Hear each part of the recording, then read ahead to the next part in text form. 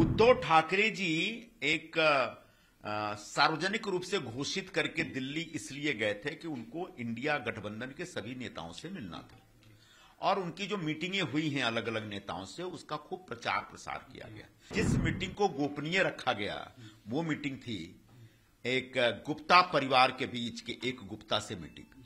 ये गुप्ता परिवार में 3 गुप्ता हैं, एक अजय गुप्ता है, राजेश गुप्ता है, अतुल गुप्ता है। ये तीनों दक्षिण अफ्रीका के बड़े व्यापारी। तीनों ने वहां पर बहुत बड़े घोटाले किए और इस चक्कर में उनको वहां से 2018 में फरार होना पड़ा और 2018 में ही वहां के जो राष्ट्रपति थे जेकब जुमा, उनको इनके कारण अपने पद से हटना पड़ा और बाद में उनको पार्टी से भी निकाल दिया गया। क्या संजय राउत के यहां ठहरने के पीछे यही उद्देश्य था कि वो चुपके से गोपनीय तरीके से अजय गुप्ता नाम के एक करप्ट और टेंटेड उद्योगपति से मिले ताकि किसी को पता न चले?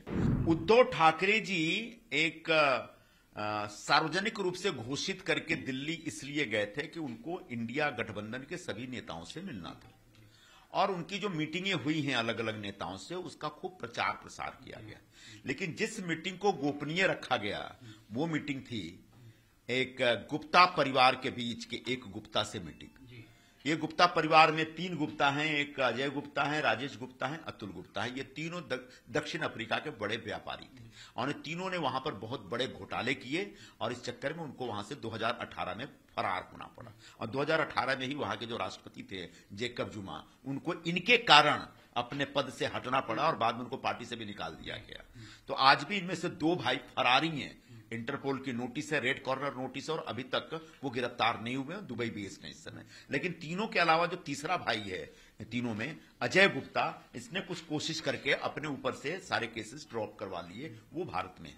इस अजय गुप्ता के ऊपर भी आरोप ये है कि देहरादून का एक प्रसिद्ध बिल्डर बाबा सहानी, जिनका पूरा नाम सतेंद्र सिंह सहानी है, उस सहानी ने हाल के दिनों में सुसाइड किया। 24 मई को इसी साल सुसाइड किया उसने और उस सुसाइड नोट में, उसके सुसाइड के बाद उसके सुसाइड नोट में यह पाया जाता है कि उसने आरोप लगाया है कि अजय गुप्ता और उसके बहनोई अनिल गुप्ता दोनों ने उनको इतना प्रताड़ित किया और उनकी पूरी कंपनी को टेक ओवर करना चाहते हैं, जिसकी वजह से उनको सुसाइड करना पड़ा। उत्तराखंड की पुलिस, देहरादून पुलिस ने तत्काल अजय गुप्ता, अनिल गुप्ता को गिरफ्तार किया और वो 11 जुलाई को जमानत पर छूटे। तो ऐसा व्यक्ति जो किसी को आत्महत्या के लिए उकसाता है, जो किसी की कंपनी को टेक ओवर करने के लिए 420 करता है, ऐसे आरोपी से उद्धव ठाकरे जी गुपचुप तरीके से क्यों मिलते हैं, ये सवाल है। क्या उद्धव ठाकरे जी का, जैसा कि महाराष्ट्र को पता है कि इस परिवार के बहुत सारे इन्वेस्टमेंट इंडिया से बाहर हैं, तो क्या इंडिया से बाहर जो अलग अलग देशों में इन्वेस्टमेंट है उसमें साउथ अफ्रीका भी है? क्या साउथ अफ्रीका में आपका कोई इन्वेस्टमेंट है? क्या साउथ अफ्रीका में अगर आपने कोई फाइनेंशियल इन्वेस्टमेंट कर रखा है तो उसमें गुप्ता परिवार की कोई भूमिका थी क्या आपके पास जो बाबा सहानी, जिस बिल्डर ने सुसाइड किया, क्या उससे आपका कोई लेन देन था? उसमें कोई इन्वेस्टमेंट था जिसको आप सेटल करना चाहते हैं इनसे गोपनीय तरीके से मिलके? या फिर इस गुप्ता जो कि एक आरोपी है, टेंटेड है, दागदार है, जिसकी इमेज ही फ्रॉड की है, इस फ्रॉड से आप मिलकर के चुनाव के लिए चंदा लेना चाहते हैं क्या? क्योंकि अभी हाल के ही दिनों में चुनाव आयोग ने चंदा लेने पर जो उन पर रोक लगा रखी थी वो रोक हटाई है, तो वो चुनाव के लिए चंदा ढूंढ रहे हैं। तो क्या ऐसे आरोपी व्यक्ति से चंदा ले रहे हैं? मैं महाराष्ट्र के लोगों को आगाह करना चाहूंगा कि ये गुप्ता बंधु इतने खतरनाक हैं, जब वो साउथ अफ्रीका गए तो वहां की पूरी सरकार को लूट लिए। ऐसे गुप्ता बंधु से अगर ठाकरे परिवार कोई चंदा लेता, उद्धव ठाकरे कोई चंदा लेता है, तो उसके बाद महाराष्ट्र का क्या होगा, इसकी कोई गारंटी नहीं दे सकता। सर, हमने देखा, बात करते हैं उद्धव ठाकरे, जब भी किसी विधायक से मिलना होता है, उनको मिलना होता है, तो विधायक को कई घंटे इंतजार करना पड़ता है या शायद कभी कभार नहीं मिलते। ऐसे समय पे दिल्ली जाते हैं उद्धव ठाकरे, ये अपने आप में, लेकिन क्या ये मुलाकात किनके घर से हुई? क्या सवाल, बहुत बड़ा सवाल है। उद्धव ठाकरे जी जब भी दिल्ली जाते हैं तो आमतौर पर ताजिया मौर्या में ठहरते हैं। पहली बार वो संजय राउत के अपने सांसद के घर पे ठहरे, वो उनका निर्णय है, उस निर्णय के ऊपर हम सवाल नहीं उठा सकते। लेकिन क्या संजय राउत के यहां ठहरने के पीछे यही उद्देश्य था कि वो चुपके से गोपनीय तरीके से अजय गुप्ता नाम के एक करप्ट और टेंटेड उद्योगपति से मिले ताकि किसी को पता ना चले? क्योंकि 5 स्टार होटल में अगर मिलते तो सबको पता चल जाता।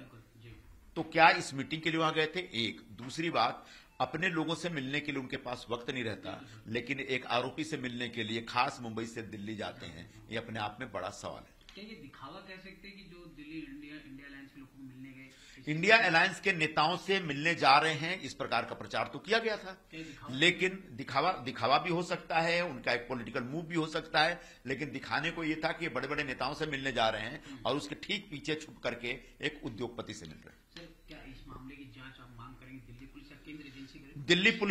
दिल्ली पुलिस और ईडी के पास पहले से अजय गुप्ता के बारे में बहुत सारी शिकायतें हैं। अजय गुप्ता के खिलाफ जो बाबा साहनी जिनने सुसाइड किया, वो सुसाइड के 1 महीने पहले ही ईडी को इस प्रकार की नोटिस भेजी थी, शिकायत भेजी थी कि इसने बड़े पैमाने पर मनी लॉन्ड्रिंग कर रखी है और वही पैसा देहरादून और सहारनपुर में इन्वेस्ट कर रहा है। तो संभवतः ईडी इसकी जांच कर रही होगी। तो निश्चित तौर पर ईडी जब जांच करेगी तो उस जांच के दायरे में अजय गुप्ता और उद्धव ठाकरे की मीटिंग भी आ सकती है कि क्या अजय गुप्ता के जो मनी लॉन्ड्रिंग के पूरे प्रकरण में उद्धव ठाकरे का भी मनी शामिल है क्या, इसकी जांच होनी चाहिए।